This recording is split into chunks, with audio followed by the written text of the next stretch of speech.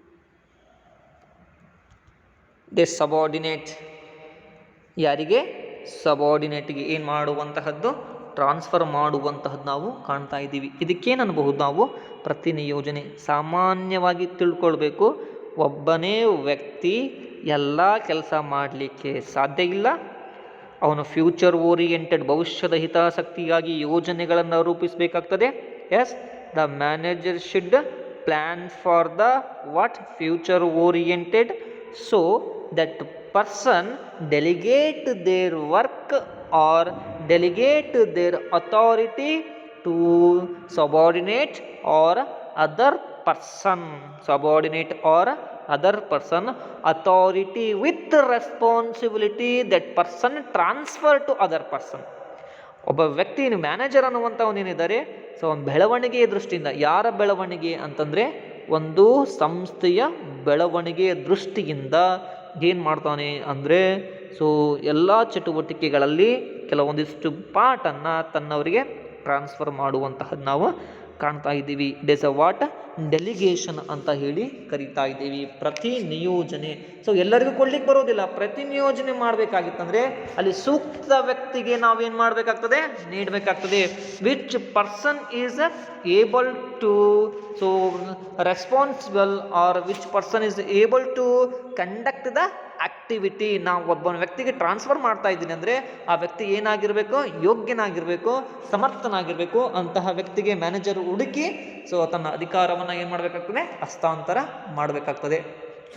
For example, ನಾವೊಂದು ತರಗತಿಯಲ್ಲಿ ಇದ್ದೀವಿ ಅಂತ ತಿಳ್ಕೊಳ್ಳೋಣ. ಆ ತರಗತಿಯಲ್ಲಿ ಇರಬೇಕಾದಂತಹ ಒಂದು ಸಂದರ್ಭಕ್ಕೆ ಆ ಎಲ್ಲ ಚಟುವಟಿಕೆಗಳನ್ನು ಲೆಕ್ಚರ್ ಮಾಡ್ತಾ ಇದ್ರೆ ಕೆಲವೊಂದು ಚಟುವಟಿಕೆಗಳನ್ನು ಅಲ್ಲಿ ಇರುವಂತಹ ಕ್ಲಾಸ್ ರೆಪ್ರೆಸೆಂಟೇಟಿವ್ CR, ಯಾರು? CRಗೆ ಏನು ಮಾಡ್ತಾನೆ? ಟ್ರಾನ್ಸ್ಫರ್ ಮಾಡ್ತಾನೆ ಕೆಲವೊಂದನ್ನು.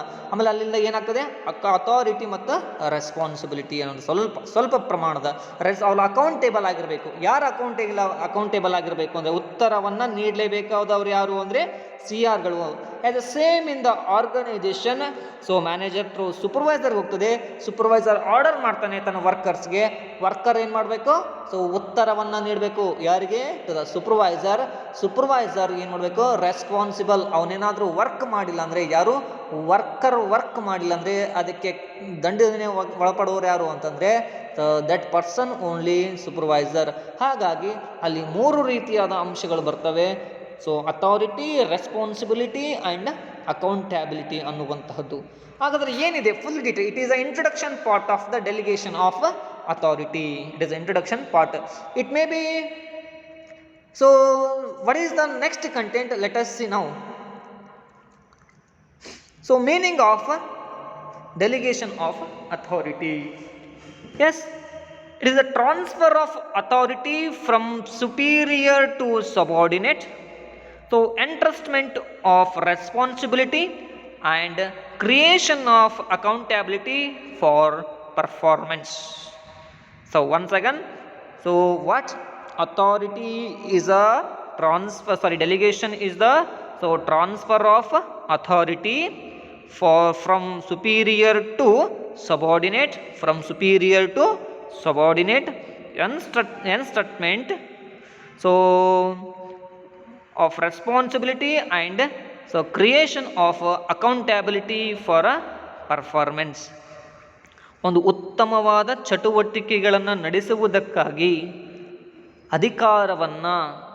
ಅಧಿಕಾರವನ್ನು ಯಾರಿಗೆ ಹಸ್ತಾಂತರವನ್ನು ಮಾಡುವಂತಹದ್ದು? ಸೊ ಅಧೀನರಿಗೆ, ಅಧಿಕಾರಿಯಿಂದ ತನ್ನ ಅಧೀನರಿಗೆ ಹಸ್ತಾಂತರ ಮಾಡುವುದಕ್ಕೆ ಅಥವಾ ಆಜ್ಞೆಗಳನ್ನು ನೀಡಲಿಕ್ಕೆ ಏನಾದರೂ ಒಂದು ವ್ಯವಸ್ಥೆ ಇತ್ತಂದರೆ ಅದಕ್ಕೆ ನಾವು ಏನಂತ ಕರಿತಾ ಇದ್ದೀವಿ ಅಂತಂದರೆ ಪ್ರತಿ ನಿಯೋಜನೆ ಅಂತ ಹೇಳಿ ಕರಿತಾ ಇದ್ದೀವಿ. ಏನಂತ ಕರಿಬೋದು? ಪ್ರತಿ ನಿಯೋಜನೆ ಅನ್ನುವಂಥದ್ದು. ಸೊ ಹಾಗಾಗಿ ಈ ಪ್ರತಿ ನಿಯೋಜನೆಯೊಳಗೆ 2 ಅಂಶಗಳು ನಾವು ಕಾಣ್ತಾ ಇದ್ದೀವಿ ಇಲ್ಲಿ. ಅಂದರೆ ಯಾವುದು? The first one is the responsibility, the next one is the accountability. ಅಲ್ಲಿ 2 ರೀತಿಯಾದ ಅಂಶಗಳನ್ನು ಕೊಡಬೇಕು. ಸೊ ರೆಸ್ಪಾನ್ಸಿಬಿಲಿಟಿಯನ್ನು ಮತ್ತು ಅಕೌಂಟಬಿಲಿಟಿಯನ್ನು ಸೃಷ್ಟಿ ಮಾಡಬೇಕು. ಯಾವುದರಲ್ಲಿ? ಕಾರ್ಯ ಚಟುವಟಿಕೆಗಳಲ್ಲಿ. ಹಾಗಾದರೆ ಏನು ಹೇಳ್ತದೆ? ಸೊ ಆ್ಯಸ್ ಅ ಡೀಟೇಲ್ ಆಗಿ ನೋಡೋಣ. When job or workload of a person grows behind his capacity, then he must share it with subordinates for successful performance. So ಯಾವುದೇ ಒಂದು ಚಟುವಟಿಕೆ ನಾವೇನಾದರೂ ಯಶಸ್ಸುಗೊಳಿಸಬೇಕಾಗಿತ್ತಂದರೆ ಅಲ್ಲಿ ವರ್ಕ್ಲೋಡ್ ಏನಾದರೂ ಭಾಳ ಇತ್ತಂತಂದರೆ ಮತ್ತೊಬ್ಬ ವ್ಯಕ್ತಿಗೆ ಏನು ಮಾಡಬೇಕಾಗ್ತದೆ, ಟ್ರಾನ್ಸ್ಫರ್ ಮಾಡಬೇಕಾಗ್ತದೆ. So the manager at various level can not manage and control everything in the organisation. Already I said, ಪ್ರತಿಯೊಂದು ಚಟುವಟಿಕೆಗಳನ್ನು ಏನು ಮಾಡ್ಲಿಕ್ಕೆ ಆಗಂಗಿಲ್ಲ ಅವನಿಗೆ ಅಂತಂದರೆ, ಸೊ ನಿರ್ವಹಣೆ ಮಾಡಲಿಕ್ಕೆ ಆಗದೇ ಇರುವಂತಹದ್ದು ಅಥವಾ ನಿಯಂತ್ರಣ ಮಾಡಲಿಕ್ಕೆ ಆಗದೇ ಇರುವಂತಹದ್ದು ವ್ಯವಸ್ಥೆ ಎಲ್ಲಿ ಕಾಣ್ತಾ ಇದ್ದೀವಿ ಅಂದರೆ ಒಂದು ಆರ್ಗನೈಜೇಷನ್, ಒಂದು ಸಂಸ್ಥೆಯೊಳಗೆ ಕಾಣ್ತಾ ಇರುವಂತಹದ್ದು. So if he desire to meet the organizational goals, focus on objectives and ensure that all work is completed, he must share his workload with subordinates. ಒಂದು ವೇಳೆ ಈ ವ್ಯಕ್ತಿ ಏನಾದರೂ ಸಂಸ್ಥೆಯ ಉದ್ದೇಶಗಳನ್ನು ಮತ್ತು ಗುರಿಗಳನ್ನು ಸಾಧಿಸಬೇಕು ಅನ್ನುವಂತಹದ್ದೇನಾದರೂ ಮನಸ್ಸೊಳಗೆ ಇದ್ದರೆ, that person should share their workload with subordinates because of they want. So ಏನಂತ ಕರಿತಾ ಇದ್ದೀವಿ ಅಂತಂದರೆ, ಒಂದಿಷ್ಟು ಫ್ರೀನೆಸ್ ಬೇಕಾಗ್ತದೆ ಮೈಂಡಿಗೆ, ಯಾವುದಕ್ಕೆಂದರೆ ಮುಂದಿನ ಯೋಚನೆಯನ್ನು ಮಾಡಲಿಕ್ಕೆ. This process sharing with subordinates is done through delegation of authority. ಈ ರೀತಿಯಾದಂತಹ ಚಟುವಟಿಕೆಗಳು ನಡೆಯೋದು ಎದರಿಂದ ಅಂತಂದರೆ, ಸೊ ಅದು ಪ್ರತಿನಿಯೋಜನೆ. ಯಾವುದರ ಪ್ರತಿನಿಯೋಜನೆ? ಅಧಿಕಾರದ ಪ್ರತಿನಿಯೋಜನೆಯಿಂದ ಸಾಧ್ಯ ಆಗಿರುವಂತಹದ್ದು. Yes dear students, it is a introduction part of the delegation of authority.